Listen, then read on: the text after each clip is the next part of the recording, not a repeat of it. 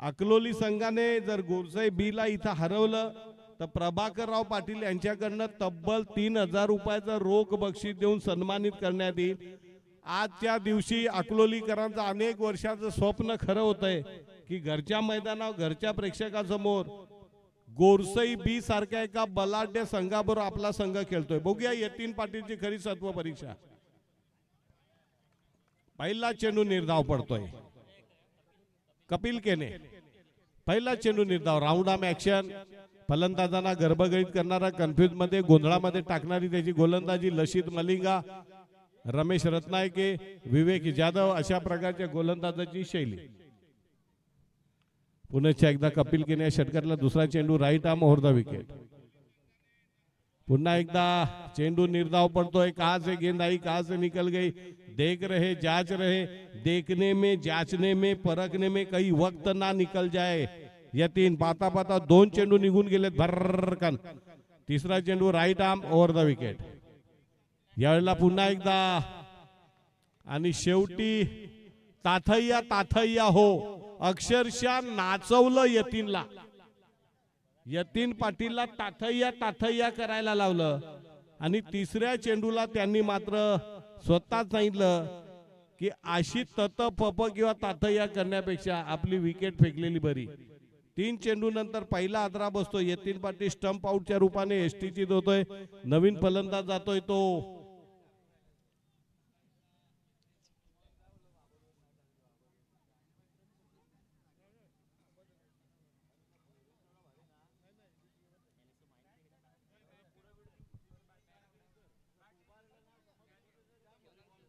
हाँ कॉर्ड भी आहे ना।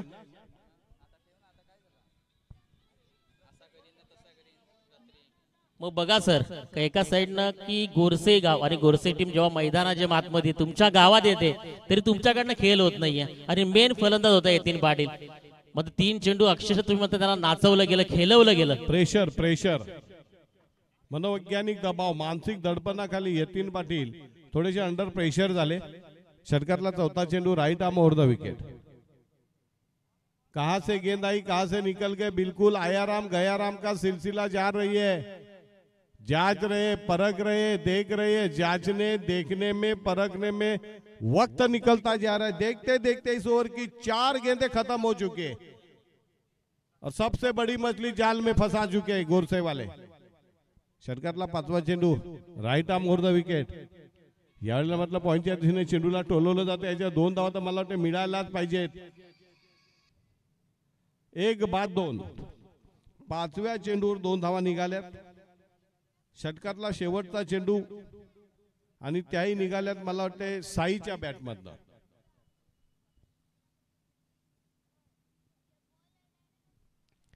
प्रेक्षकांची गर्दी वाढलेली आहे। पुढचा चेंडू right arm over the wicket. यावेळेला पुन्हा एकदा पुलचा पटका मारला जातोय आणि डिक्लेअर झोन मध्ये एका धावेसाठी धावसंख्या पहिल्या षटकाच्या समाप्तीनंतर यतीन पाटीलचा गडी बाद झालेला आहे। 1 बाद 3।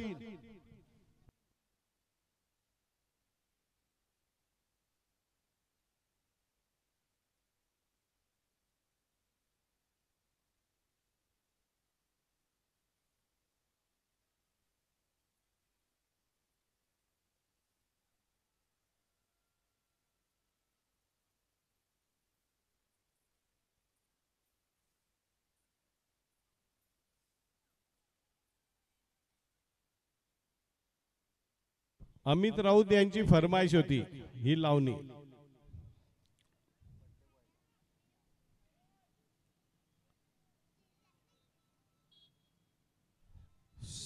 दुसरं षटक टाकण्यासाठी गोलंदाज कोण येतोय? किशोर मुकादम। धावसंख्या 1 बाद 3। बाद झालेला फलंदाज यतीन पाटील शून्यावर तंबू मध्ये परतलाय। किशोर मुकादम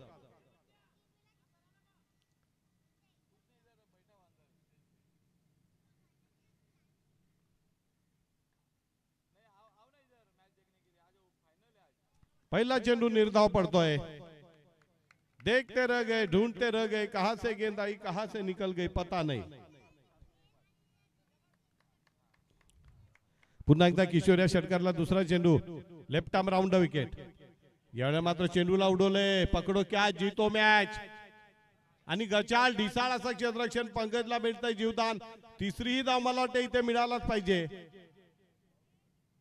परंतु पंकज मात्र सांगतोय की आपल्याला संधी मिळाली बॅटिंग करायची तर घ्या संधी साधून. धाव संख्या जाऊन पोहोचली 5 वर, 1 बाद 5. Left arm round. यावेळेला मात्र चेंडू खाली राहतोय, निर्धाव चेंडू पडतोय.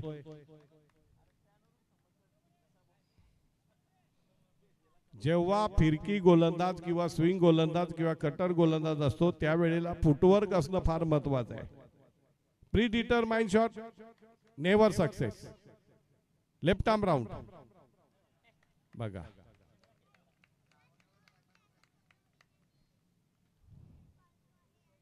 चार चेंडू टाकून झालेत, भरपूर डॉट आहेत. 3 आणि 3 6 चेंडू डॉट आहेत. पुढचा चेंडू, हा 7वा चेंडू डॉट पडतोय की काय, आणि इथे पंकज बाद होतोय.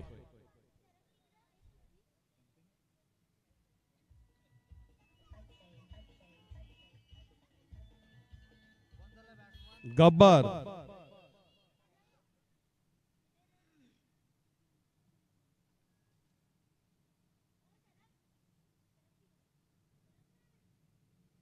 कमीत कमी 8-10 हजार खर्चून आलं ते.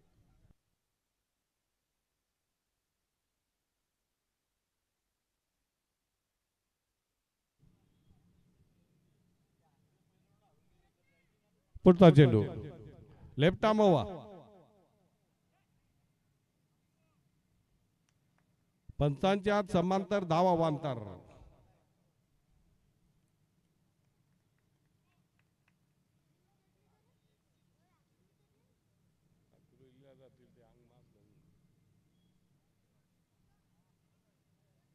पुन्हा एकदा निर्धाव चेंडू, काय पंचांचा इशारा, वाईड बॉलचा इशारा.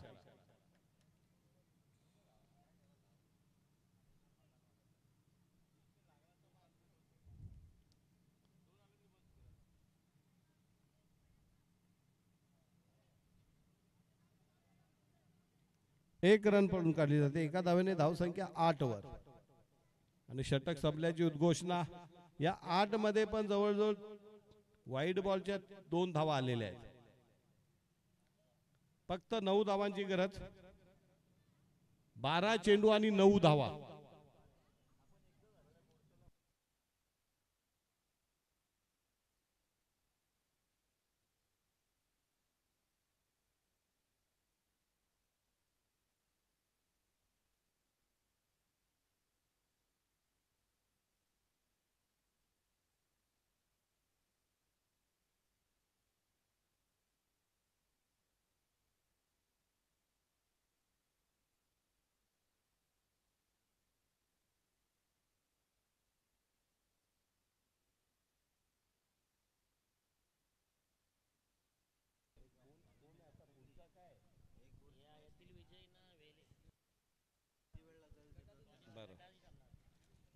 हो ना, पण ते अगोदरचे 3 संघ त्यांच्याशी कॉन्टॅक्ट केला का आयोजक? 3 दिवसाचे जे क्वालिफायर टीम आहेत त्यांना अलर्ट करा.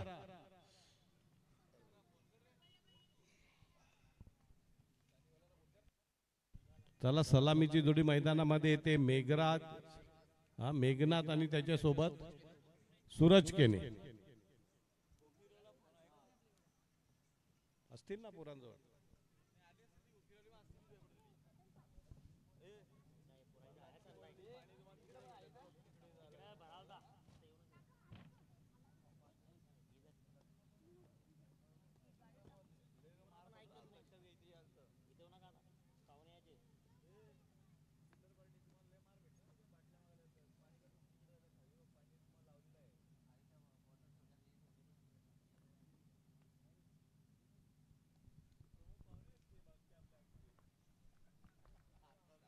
बघूया, पुन्हा एकदा अथर्वला एक चांगली नामी संधी.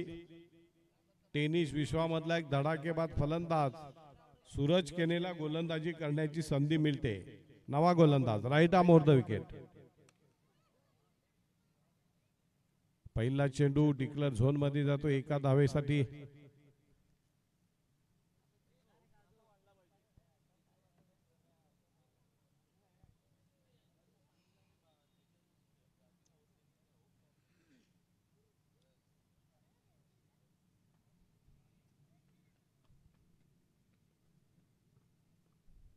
Right arm over the wicket.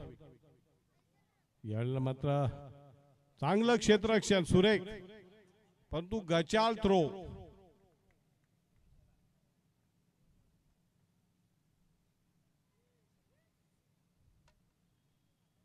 दोन धावा, धाव संख्या 3.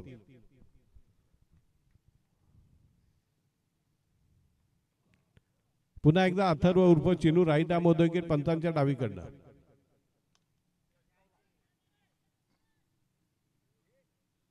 आणि इथे मात्र पुन्हा एकदा एक मोठा फलंदाज बाद करण्याचा पराक्रम करतोय तो चिनू.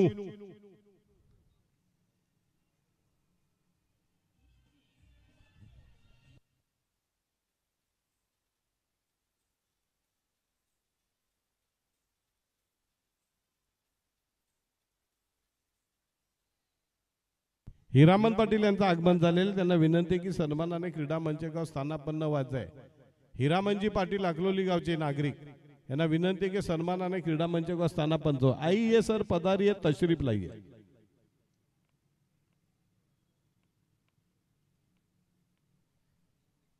नवीन फलंदाज गेलेल्या मैदानामध्ये किशोर मुकादम.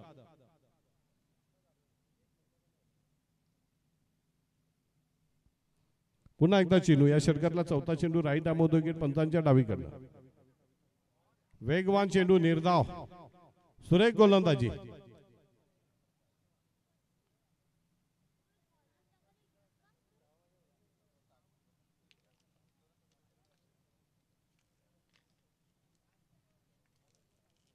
पाचवा चेंडू राईट आर्म ओव्हर. आणि गडी बाद होतो. इथे किशोर मुकादमला बाद करतोय. एक जबरदस्त गोलंदाजाची चुणूक आपल्याला पाहायला मिळते.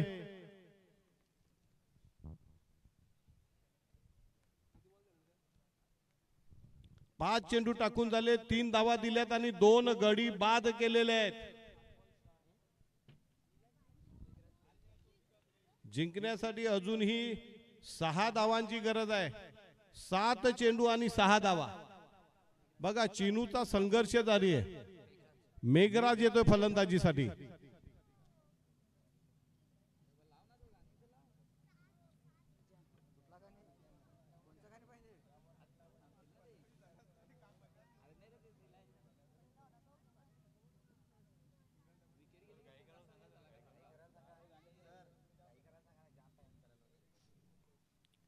पंच हरिअप.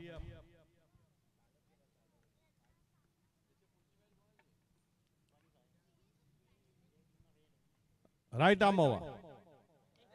यावेळेला मात्र बीमर टाकलाय चिनूने.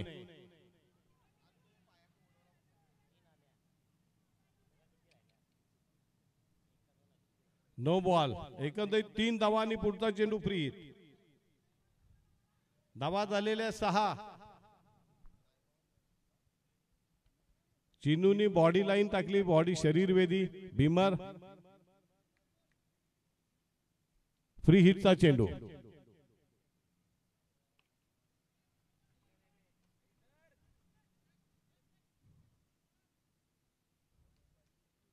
चांगलं क्षेत्ररक्षण पाहायला मिळतंय. षटक संपलंय. धावा झालेल्या 7. जिंकण्यासाठी अजूनही 2 धावांची गरज.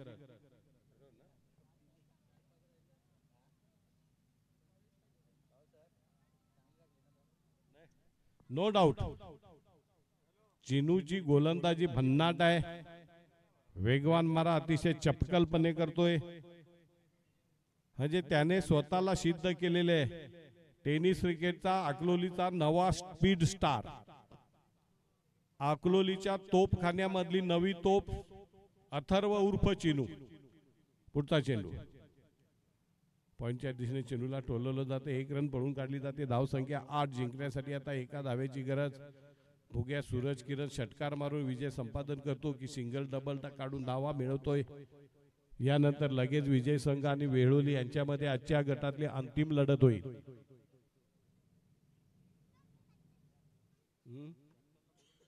हो लगेच फ्लिक ऑफ द रिस्ट आणि ते विजय होतो। यानंतर लगेच वेहळे विरुद्ध गोरसई बी।